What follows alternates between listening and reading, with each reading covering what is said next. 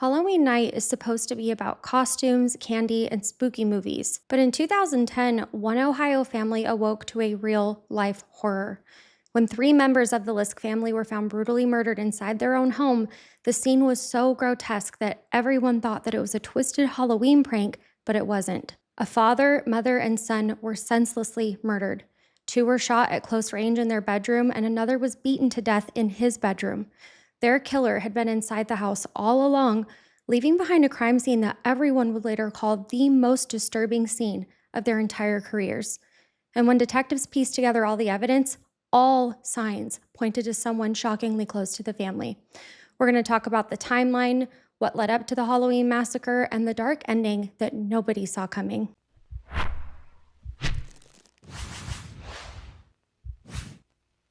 Welcome to the True Crime Nurse, everybody. My name is Kat, and I'm a registered nurse who loves all things nursing and true crime. You guys, I cannot believe that we are so close to 10K. So with that being said, don't forget to subscribe before you go. All right, friends, let's get into today's case, starting with some background. William Bill Lisk Jr. was the patriarch of the family. Born May 11th, 1957 in Toledo, Ohio, Bill was known to be a hardworking, outdoor-loving family man. He was a U.S. Air Force veteran and worked as a heavy equipment operator for waste management in his career after leaving the military. Everyone who knew Bill described him as a loving husband and father to his son BJ, who found joy in all things outdoors. He enjoyed hunting, fishing, and gardening, and truly cherished the property that he lived on, describing it as his own personal haven. By 2010, Bill was living in a two-story home on a rural property in Martin, Ohio. He lived there with his wife Susan, her son Derek, and part-time with Susan's younger son Devon, who spent some time with his biological father on the weekends with shared custody. Bill's farmer lifestyle on that land was something that he treasured. Sadly, it was in this beloved home that Bill's life would be violently cut short on Halloween in 2010. Bill's wife Susan, also known as Susie, was known to have a heart of solid gold. Born on January 30th, 1964, Susan grew up around Oak Harbor, Ohio. Family and friends remember Susan as a woman with a big heart who was a loving mother, aunt, and friend. She was active in her church in Oak Harbor and enjoyed hunting, camping, and gardening in her free time. It makes perfect sense why the couple fell in love because they clearly had plenty in common. Susan had two sons from her first marriage to Gary Griffin, Derek and Devon. Unfortunately, not everyone in the new household was meshing well, though. Susan's relationship with her stepson BJ was notoriously volatile. From early on, BJ resented having a stepmother and really resisted Susan's authority in their home. Their fights escalated from verbal arguments to physical altercations over the years, and in spite of all these difficulties, Susan remained committed to her family and tried her best to keep the peace in the home. This just speaks to the kind of heart that she had because so many others would have walked away at that point.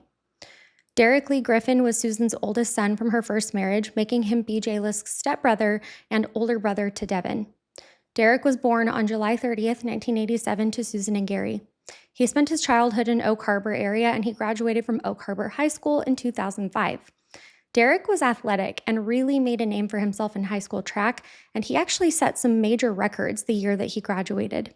In addition to track, he also was a second-degree black belt in Taekwondo and was talented enough to compete internationally, which is so impressive. Beyond his accomplishments, though, Derek is remembered for his adventurous and kind spirit. He loved spending time on Lake Erie and taking out the sailboat on the lake. Friends described Derek as someone who could brighten anybody's day and said that he never failed at making their day better, even with the smallest of gestures. He had a fun-loving side, enjoying midnight runs to Wendy's and jokes with friends, but to his younger brother Devon, Derek was not only a sibling but also a role model and best friend. Devon Griffin, who was just 16 at the time of the murders, is Susan's youngest son. In late 2010, Devon was a junior at Oak Harbor High School and was active in his church's youth choir. In fact, Devon's passion for music played a direct role in the discovery of today's crime when on the morning of October 31st, 2010, Devon had been away singing in choir for Sunday services, which is the reason why he wasn't at home during the murders. William B.J. Lisk is the only biological child of Bill Lisk. B.J. did not adjust well to the new family structure after growing up with undivided attention. Mental health issues dominated most of B.J.'s late adolescence and young adulthood, and he had a well-established history of mental illness, including schizophrenia and/or schizoaffective disorder. Family and police records indicate that BJ really struggled to stay on his medication regimen. And if you remember from prior videos, staying on these medications is imperative to living with these illnesses. At times, he would refuse to take his antipsychotic medications, which then led to major behavioral issues. In fact, just 5 months before the murders, in May of 2010, Bill called the Ottawa County Sheriff's Office for help because BJ, who was 24 at the time, was behaving erratically. He had gotten upset, yelled at his dad, and pushed him down in an argument in their barn. Bill told deputies that his son was schizophrenic and apparently wasn't taking his medication, and that BJ had stormed off of the house by foot. This incident really shows us the ongoing challenges that the family was facing at that time. Bill was desperately trying to help his mentally ill son, even bringing BJ home for weekend visits from the group home where BJ was living at the time. But BJ's instability and aggression were a constant battle. Before we continue on, I wanted to add that it is very common for family to place their loved ones in group homes or psychiatric facilities that are suffering from conditions like schizophrenia because there are resources and safety there that are really difficult to provide from their own home. BJ Lisk's troubled and violent history extended far beyond just that one episode, though. Records show that he had a long string of arrests and run-ins with law enforcement prior to today's story. BJ accumulated criminal charges and even convictions for various offenses, and many of these incidents were directly related to his turmoil at home and mental health struggles. In 2004, at age 18, BJ's conflict with his stepmother turned physical. In the first incident, he hit Susan in the chest and then struck her in the head with a coffee mug. In December 2004, BJ attacked Susan again, this time hitting her, once again with the coffee cup, and then stealing her car keys. After this altercation, he was charged with assault and robbery for the attack because of the theft of the keys, but court records show that he pled not guilty by reason of insanity, and this was filed on BJ's behalf. Ultimately, the state dropped those charges, but in another one of these outbursts in 2004, officers had to physically remove BJ from the Lisk home. At that point, BJ was sent to a mental health facility for treatment, and he remained under care until his father Bill agreed to become BJ's legal guardian. Susan, understandably, did not feel safe with BJ in the house given his violence toward her specifically. Bill Lisk was caught in the middle, but arranged alternative living for his son while still trying to stay connected with him as his guardian and father. Over the next several years, BJ lived mostly in group homes or with extended relatives. Despite these challenges, Bill never gave up on his son. He continued to include BJ in family activities as much as possible, like inviting him on hunting trips or short visits, but always with caution due to his past. BJ's behavior could be really unpredictable. He reportedly abused alcohol, which exacerbated his mental health issues and could trigger violence at any moment. Something we have also touched on before in previous cases is the danger of mixing substances with antipsychotics. Substances like alcohol can impact the efficacy of medication, so pairing that with inconsistent medication administration, that can be a recipe for disaster. Deputies found that BJ tended to become really combative and violent, especially while drinking. Remember this as we get into what unfolded on Halloween. By his early 20s, BJ was under the close watch of the mental health and criminal justice systems, but he was not incarcerated in 2010, and he was living in semi-independent living with some minor oversight of the group home. Now, BJ had erratic behavior, paranoia, and aggression, and all of that aligns with uncontrolled mental illness. However, I do want to add that having a mental illness does not automatically make someone violent. In BJ's case, it was the combination of his illness, refusal, or inability to maintain his treatment, substance abuse, and personal resentment that created a dangerous level of volatility. Now that we know some of the context and who everybody is, we're going to get into the horrifying events that took place that day. The final hours before the murders showed a family trying desperately to include BJ in ordinary life. In the week leading up to Halloween, Bill Lisk took BJ on a father-son hunting trip to bond and relax with him. According to later reports, they spent several days hunting at the family's cabin in Carroll County, Ohio, and this was a special trip because Bill and BJ shared a mutual love for outdoors. By Saturday, October 30th, they returned to the Lisk home just in time for holiday celebrations. That evening, the Lisk family hosted a small neighborhood party at their home. The atmosphere was positive and fun, and there were no arguments between anybody. The Lisks were known to be fun-loving, and with Bill and BJ coming back from the hunting trip, it was a perfect occasion to celebrate the holiday. There was drinking involved, and BJ in particular drank very heavily that evening, according to later witness accounts. The party lasted until around midnight on the night of October 30th, leading into October 31st. When the neighbors left around midnight, Bill needed to make a decision quickly. Normally, BJ would not stay overnight at the house since he was not allowed due to his prior issues there. However, BJ was intoxicated and it was late, so Bill decided to let his son sleep over on the couch in the living room. This act of kindness proved fatal. Bill probably believed that he could keep any situation under control, even if it was just for a night, so to him it was worth the risk. What absolutely breaks my heart is that he probably longed to have his son be in his home and have some sense of normalcy on a holiday, but we know that that's not what happened. So that night, BJ Lisk fell asleep on the couch. Bill and Susan went to their bedroom upstairs, and Derek Griffin was also home that night in his own bedroom on the second floor. Devon was not home because he was spending the night at his dad's, like he usually did on the weekends. Sometime in the early morning hours of Sunday, October 31st, 2010, William B.J. Lisk woke up and initiated a deadly attack on his family. Investigators later pieced together the sequence of events from evidence and forensic analysis, and I will share that breakdown with you now. Around 6:30 a.m., a neighbor of the Lisks reported hearing loud banging sounds. At the time, the neighbor really wasn't sure what they were or where they were coming from, but later police theorized that these bangs were actually the sounds of gunshots ringing out from the Lisk home. Inside the house, it appears that BJ first targeted Derek Griffin, his 23-year-old stepbrother. Derek's bedroom was upstairs and his door was found locked from the inside when police later arrived. Investigators believe that BJ came into Derek's room while Derek slept and attacked him with a hammer. Derek suffered severe head injuries and died from blunt force trauma to the head, and the brutality of the wounds suggested a violent attack. Derek was found curled up on his bed as if he had been asleep or trying to shield himself while being struck. By using a hammer, which is a quiet weapon compared to a gun on Derek, BJ ensured that the commotion would be quiet. The theory is that BJ killed Derek first with the hammer so that the gunshots to follow would not wake up Bill or Susan. After murdering Derek, BJ turned his attention to his father and stepmother, who were still asleep in their primary bedroom down the hall. Sometime after 6:30 in the morning, BJ entered Bill and Susan's bedroom armed with a .22 caliber rifle from their father-son hunting trip. Bill and Susan were asleep in their bed. The evidence later showed no signs of struggle in that room, and in fact, Bill and Susan were found lying side by side in semi-natural sleeping positions under the covers. This suggests that they were taken completely by surprise. BJ opened fire on the couple at close range. William Bill Lisk was shot in the head 5 times.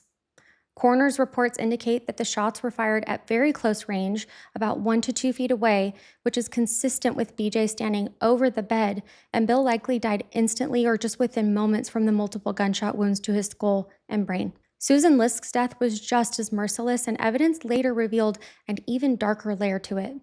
She was shot 3 times, also at close range, with a defensive wound to her hand. This means that at least one shot passed through her hand or forearm area, indicating that Susan woke enough to raise her hand to try to protect herself. Heartbreakingly, investigators determined that Susan had also been assaulted by BJ at some point during that attack. A DNA test later confirmed through bodily fluids found on her that happened. It's not known whether this assault happened before or after she was shot, but the presence of assault adds a particularly horrific and personal violation to this crime. In just minutes, BJ had brutally killed 3 members of his family. The crime scene in the primary bedroom was especially gruesome, with the walls covered in blood and the bedding had been soaked in it too. There were no spent shell casings around the scene near Bill or Susan, and this means that BJ took the time to pick up the rifle shell casings around his parents to avoid leaving behind any evidence. That behavior indicates some level of deliberation. Investigators also found no sign of forced entry or robbery anywhere in the home. The killer hadn't broken in, so this was clearly an inside job by someone who had access to the house and whose sole purpose was murder. With his family gone, BJ then took the steps to flee and hide. He retrieved the .22 rifle that he had used and left the house. Investigators suspected BJ exited the back of the house towards the pond area on the property because they found a muddy footprint that was on the deck next to the pond. Police believe that BJ may have attempted to get rid of the weapons in the pond by tossing them in, but they were not found at that time. He then stole his dad's Ford F-150 to flee the scene, taking some personal belongings with him. After the murders, the Lisk house grew eerily quiet. Other family members and neighbors began their day initially unaware of the horror that had taken place that morning. Lorie Morse, who is Susan's sister-in-law, had arranged for Derek to help her and her husband with some work that Sunday morning. When Derek failed to show up at her house at the agreed-upon time, Lorie found that very unusual. Between roughly 7 to 9 in the morning, Lorie tried calling Derek's cell phone and got no answer. So then she tried calling Susan's phone and Bill's phone, and once again, all of the calls were going unanswered. This was not normal for Susan, who was usually very responsive. Concern grew. By 9 a.m., after multiple failed attempts, Lorie tried to reach out to her 16-year-old nephew, Devon, thinking that he might know if something was going on at home. Lorie contacted Devon sometime after 9. Devon informed her that he wasn't at home because he had spent the night at his dad's house, Gary Griffin, and he also had church choir performance that morning. At the time Lorie spoke to him, Devon had just finished singing at the Sunday service and had planned to go back to the house to pick up some clothes and some video games before heading back to another church event that day. Devon also told Lorie that he hadn't seen his mom or anyone yet when he stopped by earlier that morning to grab his robe, and nothing seemed off, but Lorie asked Devon to please just go home and check in and see what was up because she couldn't reach anybody there. Devon headed back home again late that morning, expecting to find that his family had just been busy or maybe even getting ready for Halloween, and that Derek probably just forgot about going over to their aunt's house. What Devon walked into later on was beyond anything he could have imagined. Devon arrived at the house close to noon on October 31st. The exact time isn't public, but we know that he had church in the morning and then returned later. Upon entering the home, Devon said that things were unusually quiet for a Sunday. It was Halloween, and he expected to see his mom prepping for trick-or-treaters or his stepdad watching football. Instead, the house was still and silent. Devon didn't immediately sense danger in the home, though. In fact, being a typical teenager, he went straight to playing video games in his room. But after playing games for some time, the silence really started to bother him. No one else had made a sound, no TV on, no footsteps, and this growing unease led Devon to finally go check on his mother and stepfather in their bedroom. What Devon found initially struck him as odd, but still not immediately alarming. Bill and Susan appeared to be under their covers, lying in bed in a dark room, even though it was past noon. The blanket was pulled up over their heads, which seemed a little playful or even strange, but Devon, with Halloween pranks on his mind, actually wondered if this could just be a sick joke. He thought that maybe his mom and stepdad were trying to scare him by pretending to be dead in a dark room because, after all, it was Halloween. He tried to get their attention and got no response. Devon touched Susan through the blanket and tried to shake her awake, telling her to quit joking around, but Susan didn't respond to him. Growing concerned, Devon removed the covers from their heads and saw the gruesome reality of what happened. Both his mother and stepfather were covered in blood, and there was clear trauma from the gunshots. There was blood on the pillows and on the headboard, and the metallic smell and horrific sight made it instantly clear to him that this was no prank. Devon stated he was initially in shock, then it hit him. His family members had been murdered. Devon let out a scream and completely fell apart. According to his own recollection, the next few moments were a blur of crying and screaming and running out of the house in pure panic, which is absolutely heartbreaking to picture. He ran out of the front door and into the yard, and Devon grabbed his phone and, in shock, rather than calling 911, he called his Aunt Lorie, the same person who had asked him to go check on his family. He was hysterical, sobbing, and barely able to speak as he told his aunt what he had just seen. Lorie Morse immediately took action. It was around 1:30 p.m. when she made the call and dialed 911 on behalf of Devon, relaying what her nephew had just found and asked for help at the Lisk residence. Ottawa County Sheriff's deputies and emergency medical personnel raced to the scene. The address was in a rural location, but not too far off from main roads, so they did get there quickly. Once they arrived, they found Devon outside, distraught and in complete shock. Deputies cautiously entered the home, uncertain if the killer might still be present, and what they encountered inside stunned them just as much as it did Devon. In the primary bedroom, they found Bill and Susan Lisk deceased in their beds, just as Devon had described. Both had obvious head wounds from gunshots and were cold to the touch, indicating that it had been hours since they were murdered. The sheer brutality led one responding officer to say that even he thought that this looked like a twisted Halloween prank gone wrong. Officers then realized that another household member was unaccounted for, 23-year-old Derek. They moved upstairs and went to Derek's bedroom door and found that it was locked. After warnings and getting no response, police forced the door open, and inside, they found Derek Griffin's lifeless body. Derek, like we touched on earlier, was found curled up in his bed in a defensive posture with a severe head wound. Blood and trauma on his skull made it apparent that he had been brutally beaten to death, and there were no signs of life. The officers noted a hammer missing from the home's tool set, which immediately raised suspicion that that probably was the weapon used. With that, the responding deputies now understood that they had a triple homicide on their hands. They quickly cleared the rest of the house and found no suspect. The scene suggested that the killer was no stranger between the lack of forced entry, Derek's locked bedroom, and the victims caught in vulnerable states. Devon, the only surviving family member from the home, was initially placed in the back of a police car to keep him safe and separate while the officers secured the scene.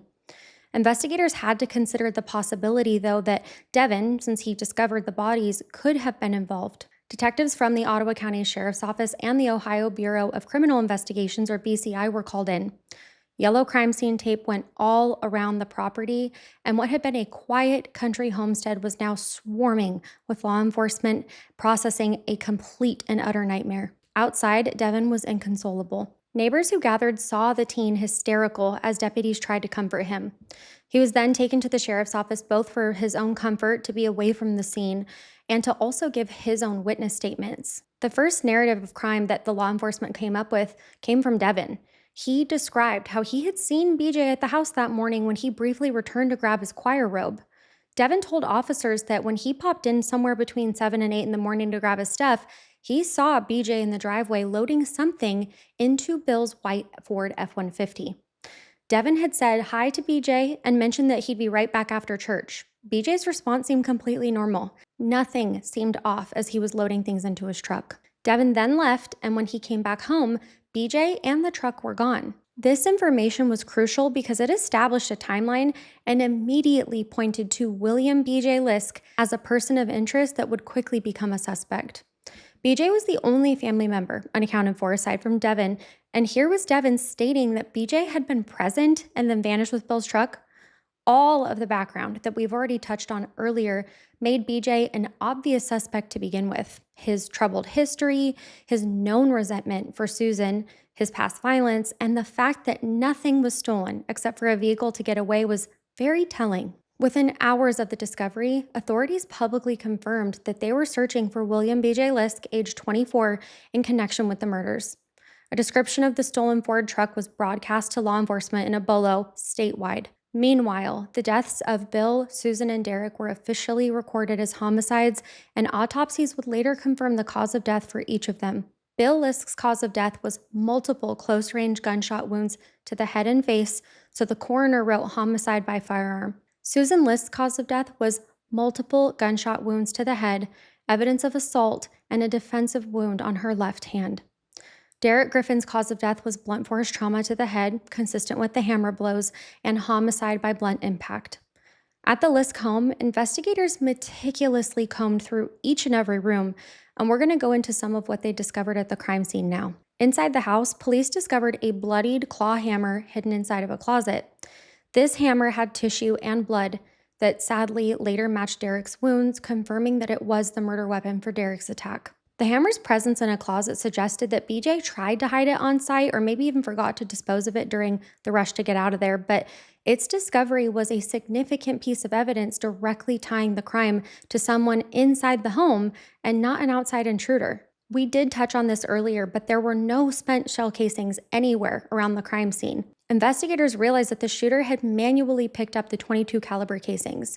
Not to jump ahead, but when BJ was later caught, loose shell casings were found in his possession and in the truck. Derek's bedroom door being locked from inside meant that no one exited through the door after the murder, which further points to the killer being a household member who left in a different way. Forensic specialists traced the trajectories of blood spatters in the bedroom, which also corroborated that Bill and Susan were shot at close range while in the bed. The patterns on the walls and bedding indicated to the experts that the position of the shooter was standing over them.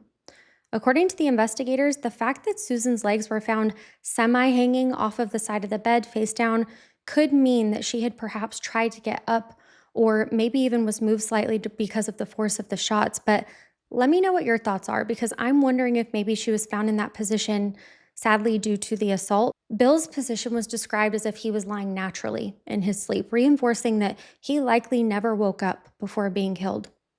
Aside from the violence, there was no ransacking or theft in the home anywhere. Susan's purse wasn't dumped or gone through, all the electronics were still there, and nothing of value was missing except for the truck and the gun. This locked in the belief that the murder absolutely was personal. Outside, investigators followed the clue of the muddy footprint that I mentioned earlier by the dock. The pond was pumped out to search for weapons, and they found nothing in the water. However, it told police that the killer considered dumping evidence there. So, once again, this is someone that knows the property. While some investigators assess the scene, others work to collect witness statements and construct a timeline. Lorie's phone calls between 7 and 9 a.m. going unanswered suggested that by 7 a.m. the murders had already occurred. The neighbor's report of the sounds going off at 6:30 in the morning also lined up with this theory. Devon's sighting of BJ around 7 a.m. loading the truck added a critical timestamp because BJ was still at the house loading the truck after killing them and likely left very quickly after. The time that Devon played games means that he didn't stumble on the bodies until sometime later, giving BJ an even larger head start of about 5 hours to flee. Now they just needed to find him. From Devon and other family, police learned about the Lisk family hunting cabin in Carroll County, which is about 170 miles southeast of Martin, Ohio. This cabin was a family property and a known retreat for Bill and BJ. If you remember from earlier, Carroll County is where Bill and BJ had just spent a few days hunting on their father-son trip. Investigators figured that BJ, fleeing the scene, might either head to someone's home that he knew or maybe even go back to that cabin. Around mid-afternoon on October 31st, law enforcement in Carroll County located the white Ford F-150 pickup near the family cabin. BJ had driven there, just as they expected, after leaving the crime scene. The 170 miles took him about 3 hours, so if BJ left the Martin home by about 7:30, he could be arriving at that cabin by late morning. Reports say that BJ was found at the cabin by the afternoon on October 31st, which indicates that he likely went straight there to lay low and hide out. Carroll County Sheriff's deputies arrived at the cabin and they proceeded cautiously because a triple murderer, possibly armed with guns, is absolutely a dangerous fugitive. Fortunately, BJ Lisk was taken into custody without incident. Deputy Mike Balish of Carroll County later stated that BJ did not resist when they went to arrest him. At the cabin and the surrounding area, search teams looked for evidence or weapons that BJ might have discarded on the property. Critical evidence was found in the truck that BJ had driven, specifically a .22 caliber rifle, the presumed murder firearm, and blood traces belonging to the victims. It was recovered from the truck's bed or cab, and this was an incriminating piece of evidence tying BJ directly to the shootings. BJ himself, when arrested, was still wearing the clothes that had blood on them too. Later DNA testing confirmed the blood on BJ's clothing and that it did belong to his father, stepmother, and stepbrother, which absolutely placed him at the crime scene during the murders. Simultaneously, detectives interrogated BJ's biological mother, who was divorced from Bill many years prior. She was not a suspect, but they needed any insight into BJ's mindset or whereabouts that they could get.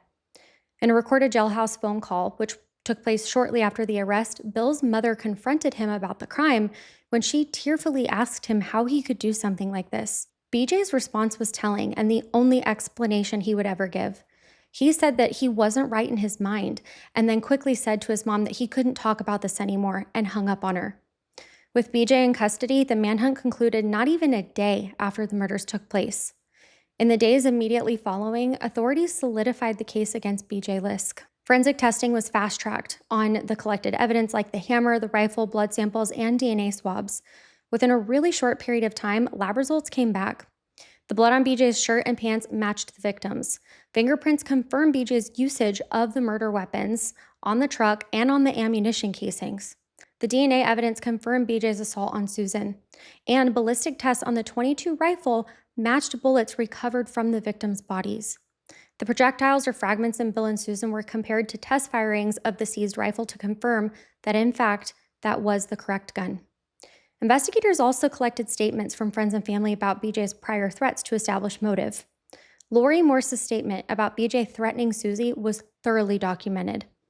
Other witnesses described the longtime feud between BJ and Susan, and additional incidents were also pulled from records like the 2004 police incident And more of BJ's background came to light during the pretrial proceedings. It was revealed that Bill Lisk had confided to a friend that BJ was mentally ill and had stopped taking his medications shortly before the murders. Because of all of this information, police and prosecutors were assembling a narrative of a troubled son who harbored hatred for his stepmother and whose mental instability exploded into rage and violence. They believed that the motive was internal family conflict, possibly exacerbated by BJ's refusal to accept his father's marriage and by his mental health. There was also speculation that an inheritance might be a secondary motive because BJ may have felt entitled, I guess, to his dad's property or upset about something else financial. Some have shared that BJ argued with his dad about money and housing, but the exact trigger on that night still isn't known. Prosecutor Mike Mulligan did state that his belief was the killings were premeditated to some degree, and the evidence of picking up the shell casings and the sequence of the murders, so with the hammer first and then the gun, supports calculation rather than some sudden psychotic break alone. The charges came quickly. Initially, BJ Lisk was charged with one count of aggravated murder for his father in order just to hold him in custody while the investigation continued on. He was arraigned, and a judge set a $1 million bond to keep him in jail. By mid-November 2010, though, a grand jury charged William B.J. Lisk on 6 counts, yes, I meant to say 6, of aggravated murder. This unusual number, 6 counts for 3 deaths, reflects how Ohio's law works, which I had to look into. Each murder can be charged in multiple ways, so each victim's death led to 2 counts. First is aggravated murder with prior calculation and design, so premeditated. And second is aggravated murder in the course of committing another felony, like aggravated burglary, since BJ entered the home with the purpose to kill, but left in the truck. BJ's case was moved through the Ottawa County Common Pleas Court in Port Clinton, Ohio. He pleaded not guilty at his initial court appearances, but the judge ordered a mental health competency evaluation given his history. In March 2011, after psychiatric evaluations, the court found that BJ Lisk was competent to stand trial. Let me know your thoughts on that, but a judge ruled that despite his history of illness, BJ understood the charges and could assist in his own defense. In March 2011, after psychiatric evaluation, the court found BJ Lisk competent to stand trial. A judge ruled that despite his history of mental illness, BJ understood the charges and could assist in his own defense. Again, let me know your thoughts on this in the comments down below. By spring of 2011, the prosecution was preparing for a capital murder trial, and the Ottawa County prosecutor stated that given the brutality and multiple victims, seeking the death penalty was going to be on the table. In Ohio, multiple murders and murder combined with assault both count as aggravating circumstances that can warrant a death sentence, and a trial date was set initially for the end of 2011. The case took a turn in the late summer of 2011, though. Rather than go through a lengthy, emotional trial, William B.J. Lisk chose to plead guilty to the murders of his 3 family members. This decision may have been influenced by several factors. The evidence against him was overwhelming. His own statements, like saying, "I wasn't in my right mind" to his mom, and the prosecutor agreed to take the death penalty off of the table in exchange for a guilty plea. For BJ, a troubled 24-year-old spending most of his life in prison might be preferable to an execution.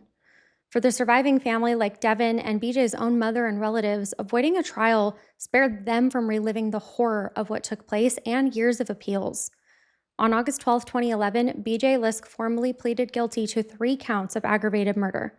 In doing so, he accepted responsibility for killing his father, William, his stepmother, Susan, and his stepbrother, Derek, on Halloween, October 31, 2010. Per the plea deal, prosecutors dropped the additional counts and agreed not to seek any sentence beyond life in prison. 1 month later, on September 14, 2011, the court held a sentencing hearing for BJ. The courtroom was packed with family members and friends of the victims for those who knew and loved Bill, Susan, and Derek. It was very emotional. BJ Lisk, then at 25 years old, stood before his own family to receive his fate. According to the media that was there, BJ was dry-eyed and calm during the entire hearing. When given a chance to speak, he offered an apology or at least an acknowledgement, but he really struggled to articulate any clear reason for his actions that day. BJ expressed that he loves his dad very much, and it makes him feel sick every time he thinks about it. He also blamed his mental illness for what happened, implying that his schizophrenia and possibly the influence of alcohol, like we touched on earlier, made him do things not reflective of his true self. It was the closest thing to an explanation or remorse that BJ could give publicly. No amount of remorse will undo the damage that he did, though. Judge Bruce Winters formally imposed the agreed-upon sentence, 3 consecutive life sentences without the possibility of parole. This meant that BJ would spend the rest of his life in prison, 1 life term for each that he took served back to back. There was no chance of release. Ottawa County Prosecutor Mark Mulligan told the court and press that the family of the victims felt that the plea and sentence were fair and just. Devon Griffin, then 17, did not speak in court, understandably, but I can't imagine the mixture of emotions that he would have been feeling that day. Nothing really can be fair after what happened, but at least the killer was held accountable. For the community, BJ's sentencing provided some sense of closure. The Halloween murders case officially ended with a convicted perpetrator sentenced to life. In a town the size of Oak Harbor or Martin, that meant that people could sleep a little bit easier. However, the scars are still there. So, by late 2011, the case was closed, but the story is not over yet, so just hang tight, guys. BJ Lisk was now an Ohio Department of Corrections inmate, serving his life terms initially at the Ross Correctional Institution in Ohio. Ross is a very high-security prison that houses many violent offenders. But on March 31st, 2015, just over 4 years into his incarceration, BJ Lisk was found dead in his prison cell at Ross Correctional. He was 29 years old at the time of his death. Prison officials reported that BJ died from a self-inflicted injury late on March 31st at about 11:25 p.m. The exact method of how he died has not been shared publicly, only that it was self-inflicted and no foul play was suspected. BJ was in a single cell, and that door was locked when the guards found him unresponsive during their nightly counts. They did attempt to do CPR, but he was pronounced dead shortly after. The news of BJ Lisk's death had mixed reactions, understandably. For some family members of the victims, it brought a sense of relief or closure that now he was truly gone. But we will never know what BJ's mental state was in his final moments. There is a chance that maybe he was haunted by the images of what he had done. In prison with no escape from his own thoughts, BJ's severe mental illness had continued. It's possible that despite being on the medication and in treatment, depression and psychosis drove him to this point as well. With BJ Lisk's death, there would be no further chapters, no appeals, no interviews, and no chance for rehabilitation. The Lisk family murders remains one of the most horrific crimes in Ohio's history, not only for their brutality, but for the cruel irony of occurring on Halloween, which is a day normally associated with harmless scares and family fun. The case is sometimes referred to as the Devil's Night Massacre or the Halloween Massacre, but in reality, it shattered a family and the sense of safety in a small community. This case also emphasizes the difficulties that families face when a loved one has a severe mental illness and violent tendencies. Bill Lisk Sr. did almost everything that a good parent would do for their son. He got BJ treatment, involved in group homes, even enlisted law enforcement when necessary, and set boundaries barring him from living in their home. All that, and still, in the end, Bill's love and sense of obligation towards his son led him to take a risk, allowing BJ to spend the night, which had fatal consequences. It's a heartbreaking predicament to be in, choosing between helping your troubled child and protecting others that you love. Bill likely never imagined that BJ would actually kill him. He thought that if anything, BJ might lash out again at Susan or cause a scene like he had in the past. This tragedy shows that the warning signs were there, but what happened was still a shock to everyone. In the wake of the murders, the surviving relatives had to pick up the pieces. Devon Griffin was taken in by his father Gary and stepmother Sandra, and with support from the community, he finished high school. He has hardly spoken about the incident publicly, and I think that that's more than understandable. Devon described the hardest part being the loss itself and grappling with the knowledge of who committed it. The extended Morse and Griffin families created memorial funds for all their lives that were lost to keep their memories alive in the community. The Lisk murders are a terrifying reminder that sometimes the greatest threats come from within a family's own walls.